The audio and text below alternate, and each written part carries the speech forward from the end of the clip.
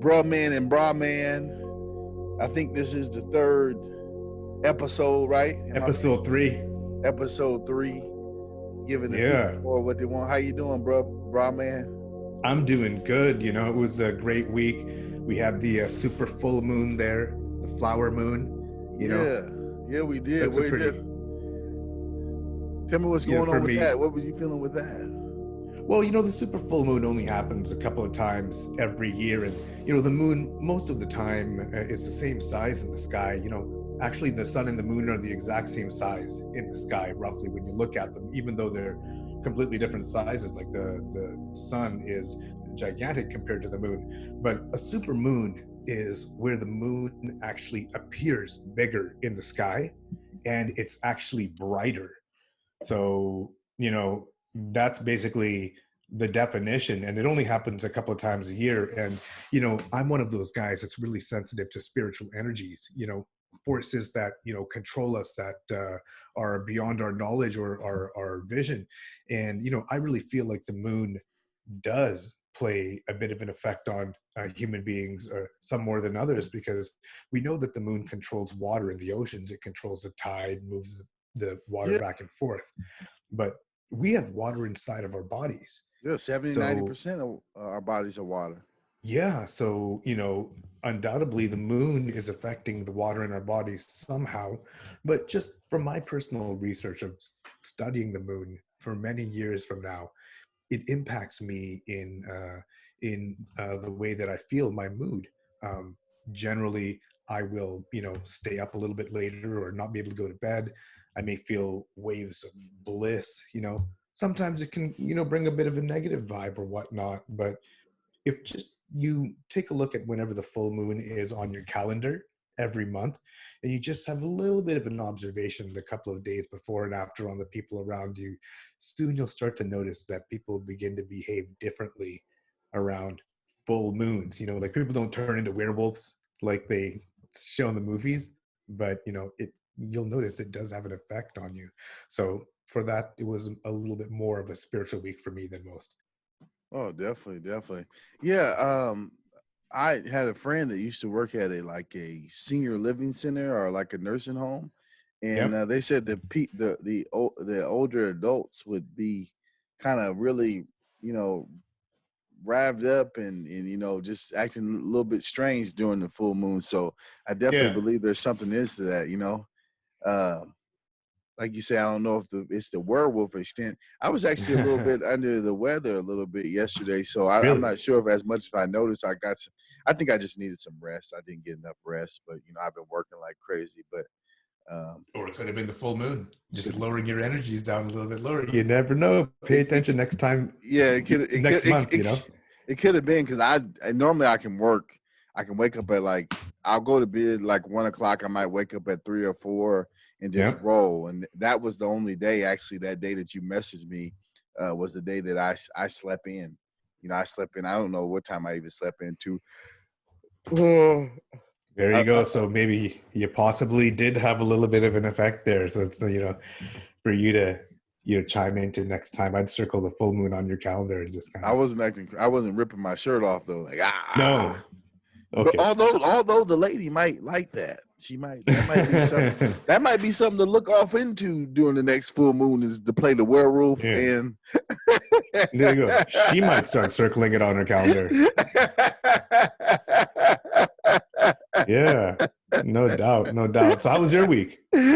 Oh man, it was great outside of that one day with the full moon. But yeah, it was a great week. A lot of positive energy, and I find it that this is a year that a lot of people seem to be reaching out and just and they want advice, and and people want help, and I just really enjoy doing that. And then I don't know, for whatever reason, people are actually thankful. Normally you give you help people and they just they didn't seem as thankful before, but this 2020 has brought it's a year of thanks. And I think people are I tend to think 2020 is a year of evolution. I feel like we're evolving. Some of us, a good portion of us are evolving, and I hope more people can evolve too as well. So it's just a great week to continue to see that that flow and go in. Yeah, no, definitely. Yeah, no, it's nice to hear, and us getting to recap at the end of the week, But last time we were chatting, we somehow got onto the topic of sound, and sound is pretty spiritual. You look at some of the oldest religious texts in the book, and they talk about sound. Um, Now, even modern day science is now talking about the string theory, where there's different kind of vibrations or frequencies that are coming together to build the cosmos. And that's one of the leading theories out there of that's kind of, opposing, the Big Bang, or maybe it was the Big Bang and a combination of the string theory. That's not really my specialty, but like sound seems to play a big part in most spirituality Definitely. and even in some religions. So what's your take on sound? Well, sound, vibration, everything vibrates. I've often heard it said we are people of a rhythm. It seems like if you ever go on vacation and you look out at the people of a Yeah. city, it seems like they're all moving to a beat, to a rhythm. There was a Mm-hmm. song that came out with Michael Jackson after he died. It was called "A Slave to the Rhythm," and it's talking about Mm-hmm. somebody that's working or a city that's working, but he used the metaphor as a woman. So there is definitely something to it. And then even if you think everything that, at a take it from a micro perspective, Yeah. everything is putting off a vibration because you think about the lion and the gazelle. A gazelle Mm-hmm. ain't gonna just go sit down next to a lion. It's like you putting off a vibration that you getting ready to have some dinner, and I don't want to be dinner, so I'm gonna stay away from you. You see, so everything is vibrating if you're paying attention and you observe it. And the same thing, like when you become aware, you're like that person is good for me or that person is bad for me, and vibration. And I think that all boils down and it comes back to sound. Yeah, no, definitely. Like if you look at kind of the atom on the subatomic level, it vibrates. And, I don't think that there's been kind of a discovery to find out where that kind of vibration is coming from. But, in the oldest religious text, like I mentioned earlier, found in kind of the Hindu religion, it mentions, yes, in the beginning it was sound, and it mentions a specific sound, and that sound is Om. It's called the universal vibration, and it's that sound that kind of is being the creator of all matter on this earth, and we're made of sound. We came from this sound. That word Om actually seems to transcend some religions if you look at it, because in the Hindu religion they say Om, but in the kind of Western religions they say Amen, like Amen, but Mm. it still sounds like Om. I think in Judaism, I believe they say Uman, but that word Om, it's Oh, contained in all three of those. So yeah, I mean, sound is, definitely very spiritual. And, some people even say that, like, if you really tune into yourself, you can hear kind of sounds within your own body, like celestial music, if you get into a deep enough meditation. So I yeah, would yeah, agree that it's very, very spiritual, definitely, sound and definitely, vibration. definitely. I've went to sleep and heard the sweetest songs. You talk about being in tune with yourself and hearing that sound. It's just like, there is something going on there. And you talk about vibration and sound. It almost like it vibrates when you say it. Is That's this the something? exact thing. Yes. Yeah. So So what do no, go ahead. no, I was saying. So is this something that you meditate on? Is the to try to be one with? Well, one of the kind of the oldest spiritual practices is the chanting of Om. And it just has the three sounds: ah, o, Mm. So if you just naturally open your mouth and make a sound, open and close your mouth and it'll sound like this. So it doesn't take much to make that sound. It's just opening and closing your mouth. But if you do it properly, it'll bring the breath out from the very bottom chakra of your body. That's the root chakra. And it'll carry that breath all the way from the bottom of your kind of belly out your mouth, and your whole body will vibrate along with it. And the more you chant Om, the more you get your breath going, you start to kind of vibe out and just go into this meditation. So yes, chanting Om is a spiritual practice that um, you can do. So yeah, Do you you're right. think that puts you back in tune with the planet, back in tune with creation? I do believe so. We are energy, and there's an efficient way for that energy to run, and then there's a not so efficient way for that energy to run, right? Let's say, like, I don't know, I know you don't have hair, you keep the clean cut, you know what I mean? But let's say you've got a good amount of hair, and you comb it every day and it looks great. Then you go to bed. When you get up, it's all over the place. It's tangled, right? That same thing happens to our body and our energies. So we need to get those energies going the right way. And that word Om, it's like a comb. You comb through your energies like you would comb your hair and straighten it all out.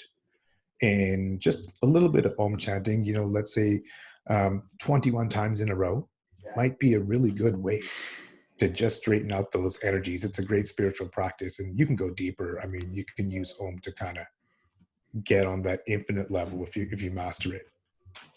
Mm, mm. I gotta check it out. I gotta check it out. And I mean, and then I guess my thing that I'm really interested in is how that sound, that original sound. Let's say that's the original sound, and then how did it become and evolve into music? Because music is so powerful. It's such a powerful Yeah. tool as well. Because you think about sound or the intensity of silence in between the sound and what is happening there. Because even when you saying Yeah. om, it we're intensifying the silence. Hmm. You couldn't even appreciate the silence until the sound is made. So I've heard people say that's the sound. The om is the sound that you are making, and the silence is talking to the creator. Wow. That was deep. That, definitely there's a truth to that. There is a truth to that. But in terms of your question, how did that vibration or that sound translate into music? Um, that's a good question. I guess, they say that the string theory is based on vibration, and at the most microscopic levels, the atom vibrates as well. So now, see, honestly, what we are is we're just a bunch of vibrating matter. We're walking vibrating matter that's appearing and disappearing a billion times in 1 second. So that's Mm, literally what we're doing. We're appearing and disappearing, but it's happening so fast that we appear to be solid, right? mm, Certain other matters will appear a lot faster. Like a rock, it's much more solid than us. It's appearing and disappearing, 100 times the rate that we are. But every vibration does have a sound. Like if you go and take a steel cup and you hit it with a spoon, there'll be a sound and a vibration. So how did sound turn into music? I would say that property right there. And you hear all sorts of references to sound, like the angels are singing or the celestial music. That would be a reference to the vibration that created this planet. So there's such a link between now, even, modern day science is, tuning into religion to guide them on the creation of this world. Like there is many truths contained in the ancient scriptures, and now science is validating that. Yeah, yeah, that's what I find really fascinating.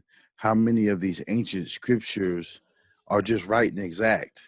Like, Yeah. yes, science is validating it, but at the same time, it took y'all 3,000 years to catch up with what these people Yeah. already seem to know.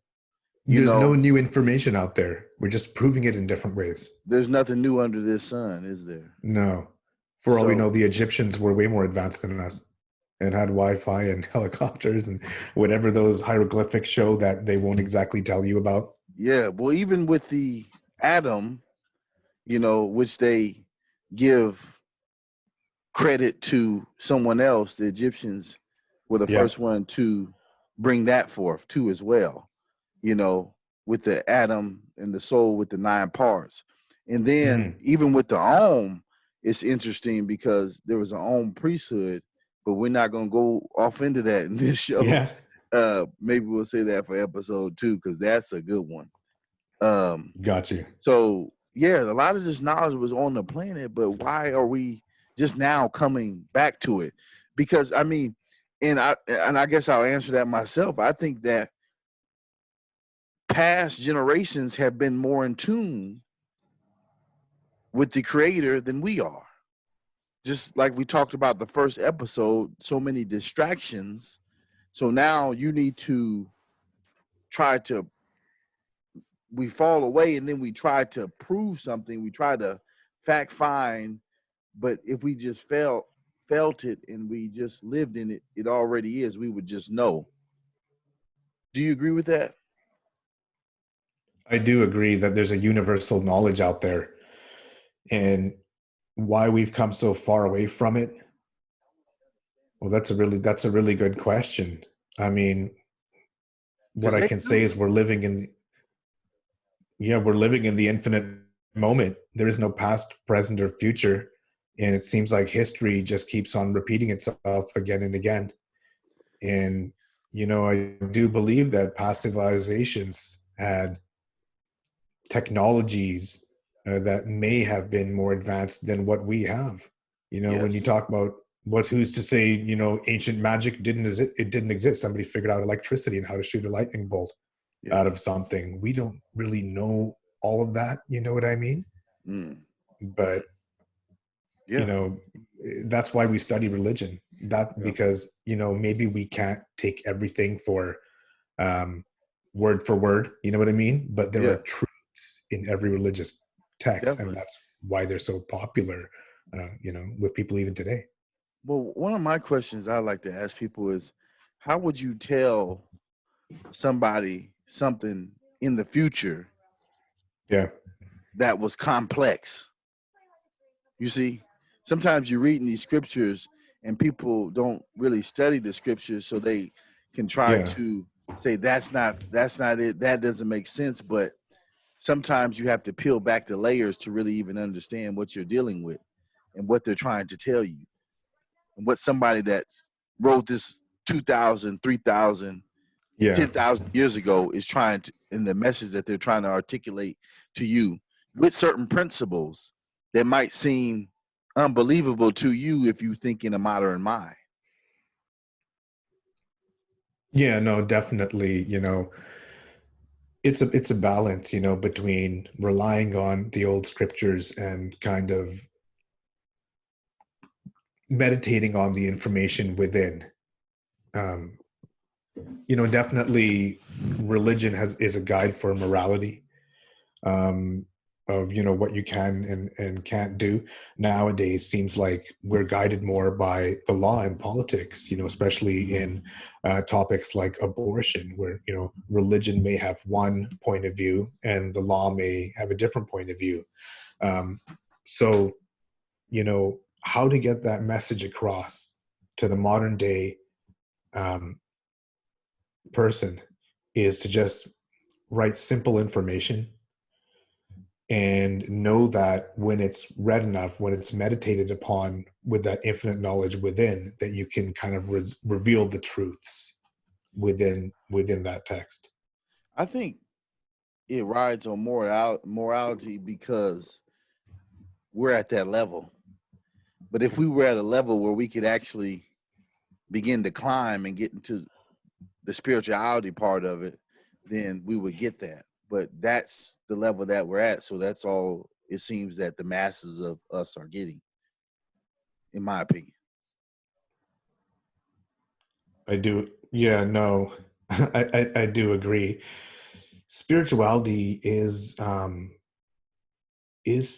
seeming to be kind of the new religion among many of kind of the youth and the millennials and whatnot.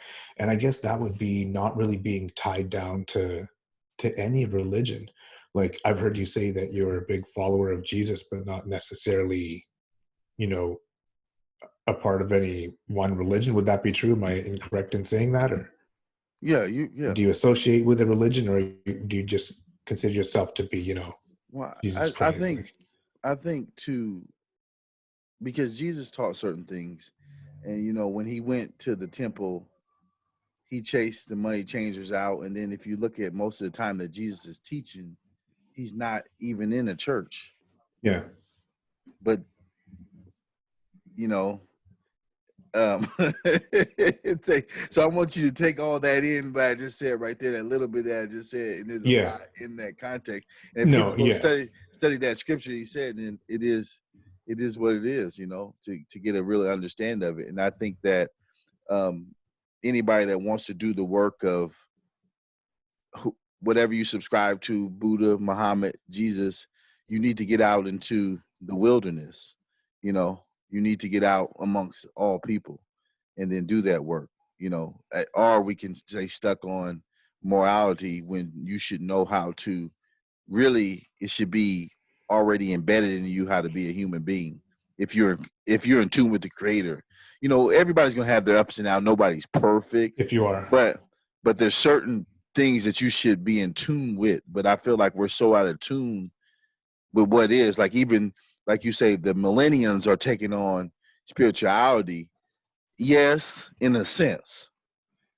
It has been there. I want to say almost there might be two forms of spirituality. There is one that is popular, and there's one that is real. Yeah, Because you can make.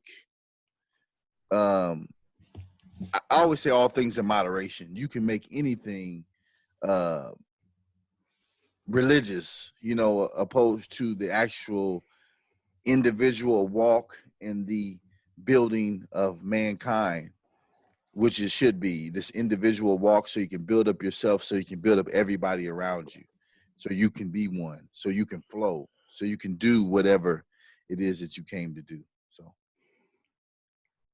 no, that's totally you're totally in line there. Just going back to Jesus, I got an interesting question for you. mhm. Um, the last time Jesus came, he had 12 followers. Is that correct? 12 like full-time disciples? Maybe Yeah, 11. One of them kind of flipped out. well, then Paul comes, Saul becomes, gets blinded on the road to Damascus, so you can say 12. Go ahead. Well, yeah. So my question is this: if Jesus came back today, how many followers would he have? Would he have only 12 followers again? Would there be hundreds or thousands of people like this time? Or do you think people would be more tied to their life and saying, I've got my job, I've got this, what do you think a second coming would look like? I think that we live in a day and age that is very similar to the day and age that it is said that Jesus came in, Mm-hmm.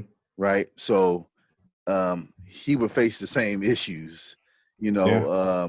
They would say, "Whoa, what is this guy doing up shaking?" He was a revolutionary. Revolution just means change. He was an agent of change. He wanted things to change from the way that they were doing traditionally, right? So if he was to come today, he might not even have 12 followers. you know.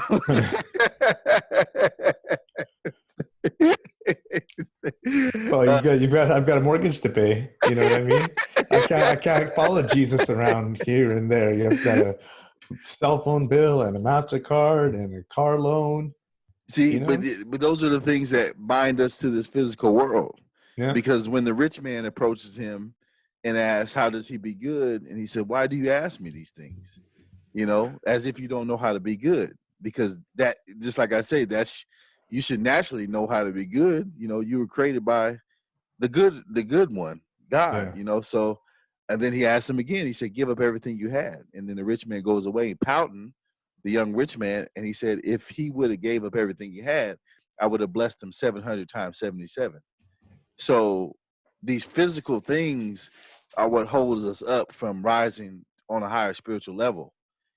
Just like being morally good or bad holds us up because we're like, you're so focused on um, really, and this is my opinion, on childish concepts of black and white, good or bad. You can't even rise on a spiritual level and really seek to obtain more because you're focused on, uh, you know, getting wagged with the newspaper on the nose. You know. Yeah, yeah, no, definitely. You know, spirituality is tuning into that limitless, infinite dimension. Like our desires are ever expanding, something more, something more, something more. Yeah. And it will drive you to a life where, you know, at the end of your life, you might be thinking, why didn't I, you know, do a little something different with my life? But the true contentment comes from within. You must spiritually satisfy yourself, Yeah. because there is no satisfying in the physical world. You know, Yeah. what's your take on that?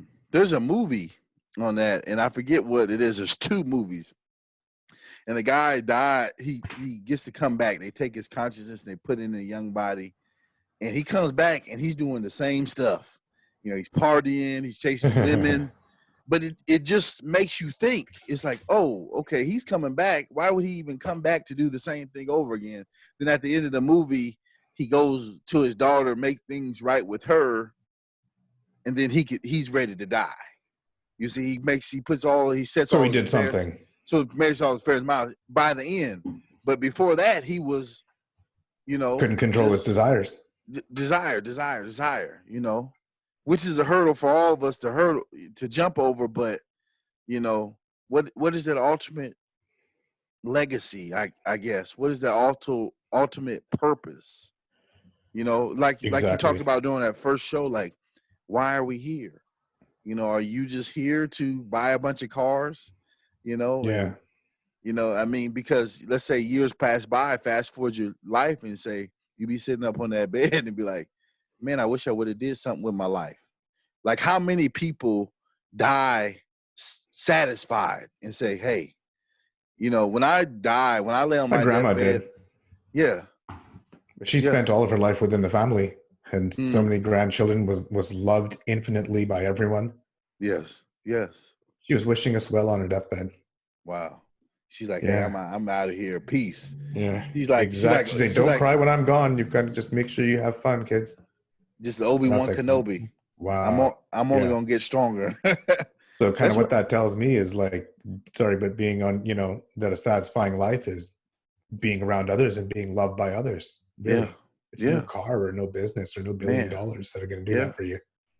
To leave that generational wealth, man, of that, that impact that she left on everyone's mind, you Yeah. know, and then she left such an impact on you that me as a person that never got to meet her, I get to meet her through you, Yeah. and really enjoy her through you. Like, how powerful is that?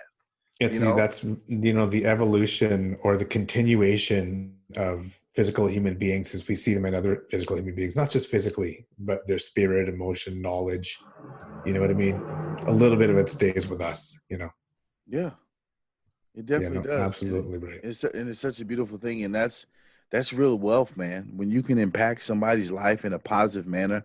I heard a guy, and I was talking to my mother yesterday, and I heard a guy say, he said he gave a speech, and the guy walked up to him. He said, "Hey, I haven't laughed in a long time. My Yeah. wife died, and then some other tragic things happened, and you made me laugh for the first time." And I really love what you're doing. Here's $100,000. Wow. And I That said, was the best wow. joke he ever told. Yeah, best joke he ever told. I said, ain't Yeah. nobody gave me $1 for none of my jokes. Yeah, no, even Eddie Murphy's wondering how he did that. But I'm saying, but my whole point was telling my mother, I said, but if this guy goes and impacts 1 million people in a positive manner, that $100,000 investment became something it could have never have been inside his pocket, and it could have never been in stock, real estate. That was a priceless exchange. If this guy It takes was. that $100,000, which he did take the $100,000, and I has would have. impacted millions of people all around the world. He said, I would. Yeah. Oh. Hey, the value was determined. You know what I mean? It was where's the $100,000? Why would I, tarnish my value at that point? Like, Yeah, yeah. yeah, yeah. But I mean, he was obviously worth more because he went to make an impact, went on to make millions of dollars. Yes. But that was worth that moment to that man. That laughter, what he gave him, was priceless. So he said, I have some money in my pocket. I want to give it to you. And then he was able to do, probably not to the extent that your grandmother did it for your loved ones, but he was Yeah. able to give everybody a little piece of something that they can carry with them. And I said, wow, that's worth more. That's real wealth right there. Because That people is are going to be talking real about you wealth.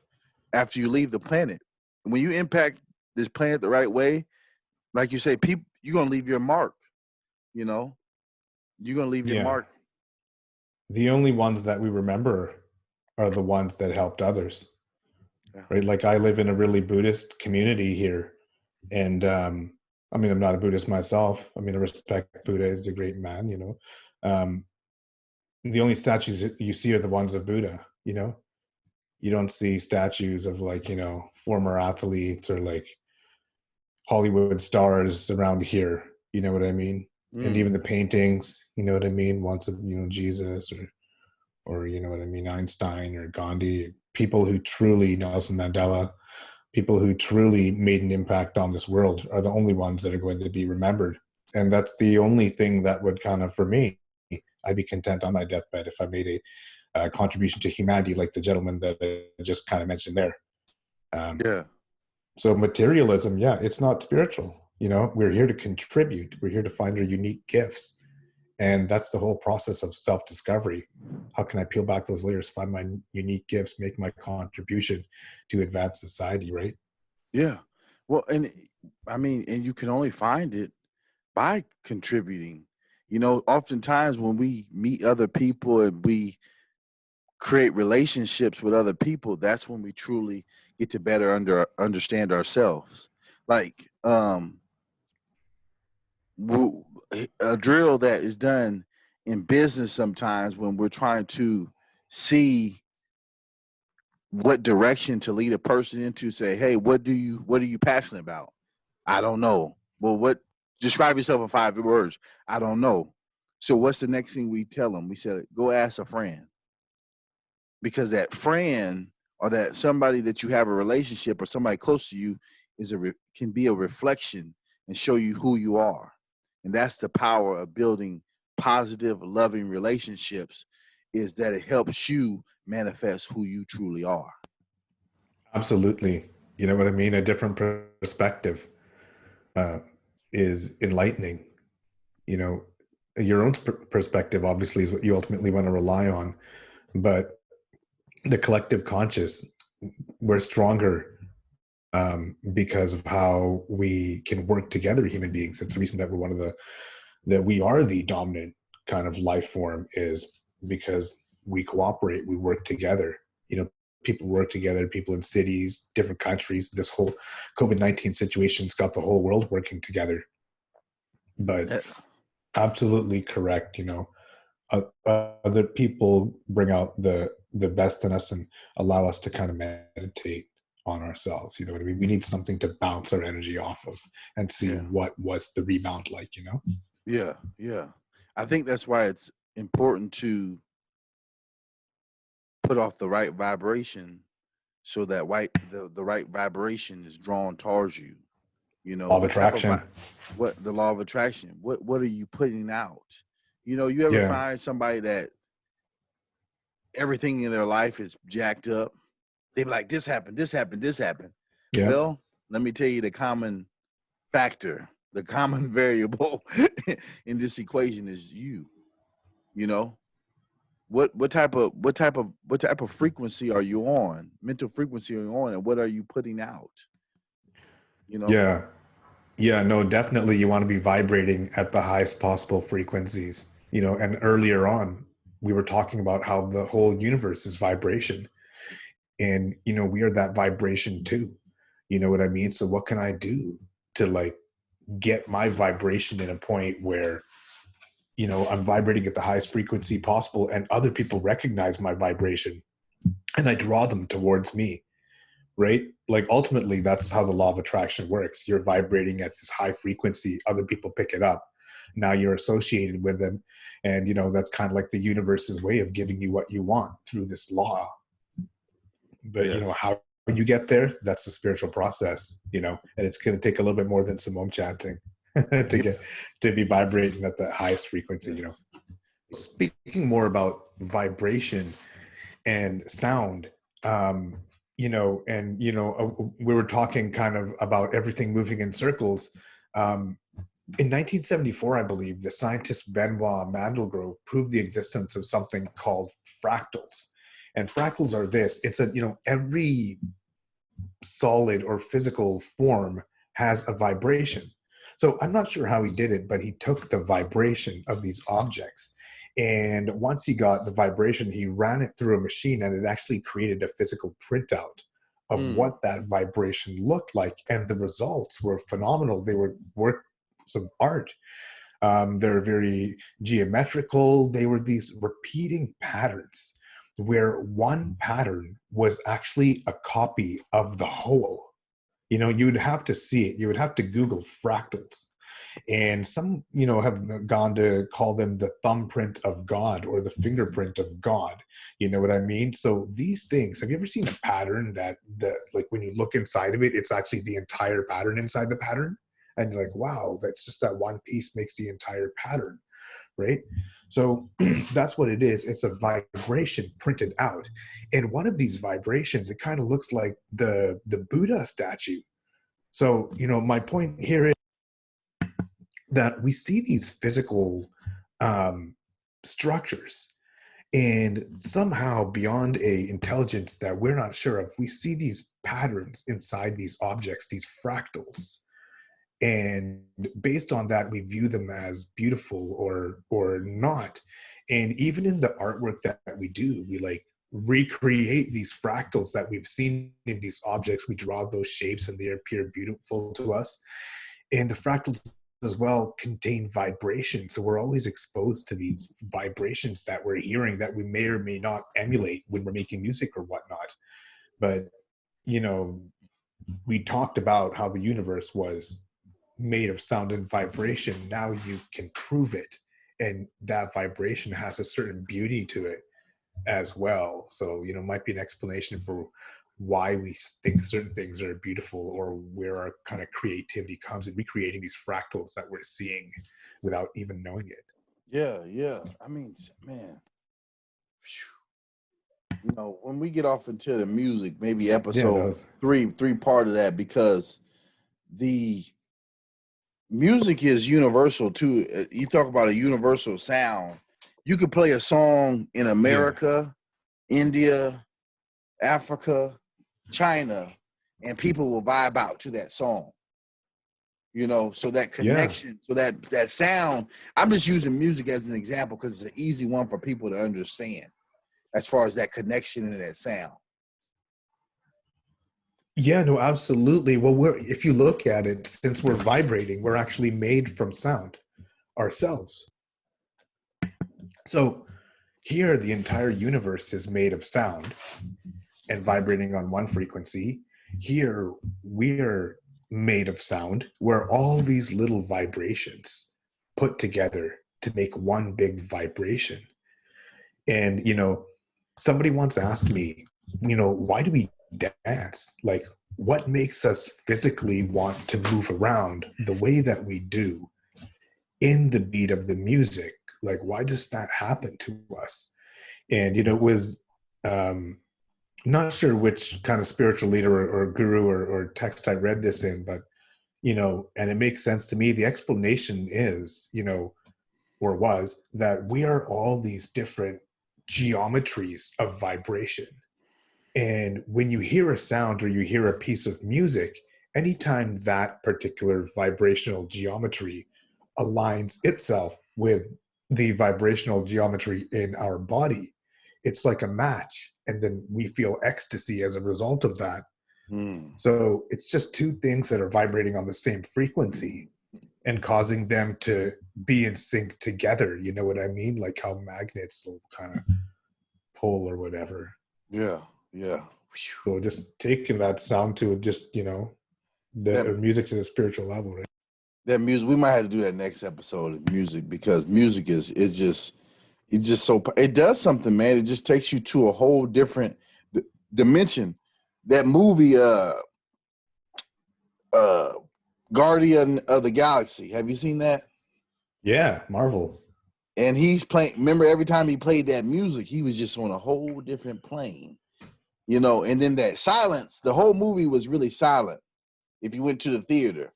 But when the music came on, everything was just so intense, because you had been really sitting through this silence outside of the conversation, but there was no real background noise in the movie.